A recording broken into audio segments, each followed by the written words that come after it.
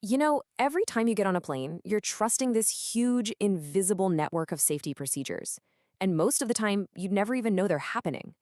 Well, today, we're going to pull back the curtain on one of these really crucial processes, all because of a brand new safety directive that just came out for a popular series of jets. Okay, let's get into it. It kind of sounds like a riddle, right? But for aviation engineers, it is a deadly serious question. See, the biggest threats to an aircraft's structure, they're often the ones that start invisibly, deep inside the metal itself. So, how in the world do you fix a problem you can't even see? Well, to answer that, we first have to wrap our heads around the fundamental threat we're up against. It's this constant, relentless force that's working against every single aircraft in the sky. And it's called metal fatigue. Okay, so you know how you can take a paperclip and just bend it back and forth until it just snaps? That is basically what happens to an airplane, just on a much, much slower and more microscopic scale. Think about it. An airplane's body and wings are stressed and then relaxed on every single flight, every takeoff, every landing, every time the cabin is pressurized. And over thousands of those cycles, that stress can create tiny, microscopic cracks that just grow over time. And this is exactly why this stuff matters so much.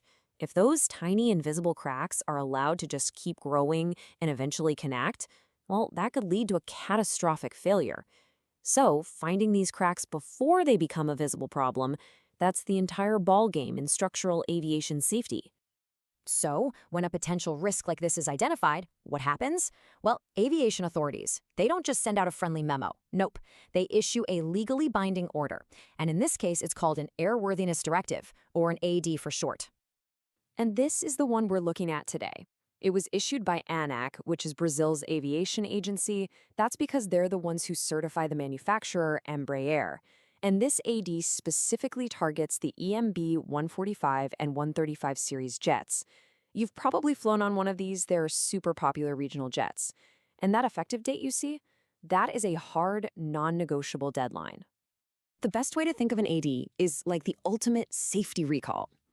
When a car company issues a recall, it's usually up to you, the owner, to bring the car in. In aviation, it's not optional. An airworthiness directive is a command, and ignoring it has some really serious consequences.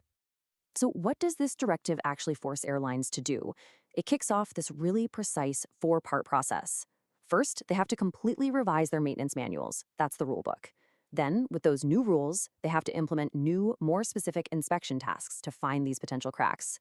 After that, they have to update the life limits on certain parts, which means some components get replaced way earlier, just to be safe.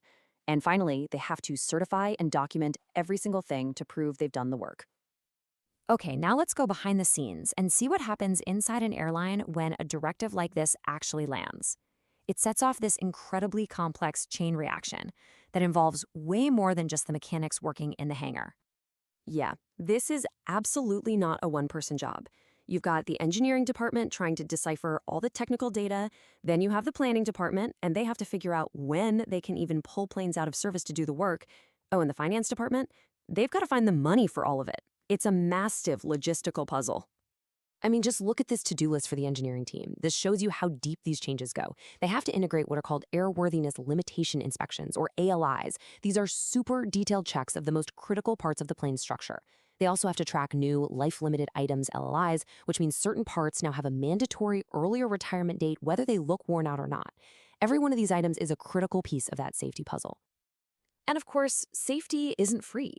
The regulators estimate that just the administrative work and the first round of these new inspections could cost around $150,000 for each aircraft. Now, when an airline has dozens of these planes, you can see how fast that number balloons. And it's not just a one-time cost either. The really big operational impact is that the frequency of certain inspections is going to go way up. What that means is each plane is going to spend more time in the hangar and less time in the air carrying passengers. And that is a major, major adjustment for any airline. So this brings us to the final and maybe the most critical part of the whole story, the deadline. All of this work, the engineering, the planning, the inspections, it all has to be done against a ticking clock. So here's the timeline. The directive officially becomes effective on September 11th, 2025. And from that day forward, every single operator of these Embraer jets, anywhere in the world, must have these new maintenance programs fully up and running. There's no grace period, no extensions. When that date comes, the choice is this stark. If an aircraft is fully compliant with the directive, it is cleared for takeoff. If it is not, for any reason at all, it is legally grounded. It cannot carry passengers, it cannot carry cargo, it cannot fly. Period. And that's not just an airline policy, that is the law. This quote comes straight from the aviation regulations. It's an absolute, ironclad rule that ensures these safety fixes are rolled out across the entire fleet with zero exceptions.